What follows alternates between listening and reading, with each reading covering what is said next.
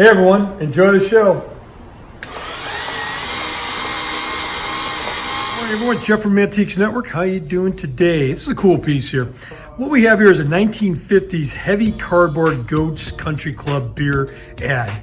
And what it's depicting is the first ride of the Pony Express in the 1860s from St. Joseph, Missouri to Sacramento, California. Very, very cool piece. If you're into beer advertising or just Western art in general, this might be for you.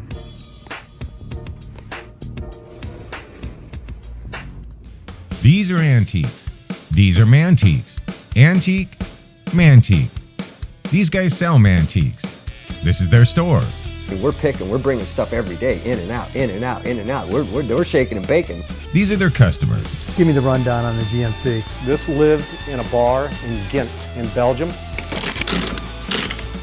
Follow Jim and Jeff from 9 to 5 or after hours as they buy, sell, and restore the coolest stuff for the coolest collectors worldwide.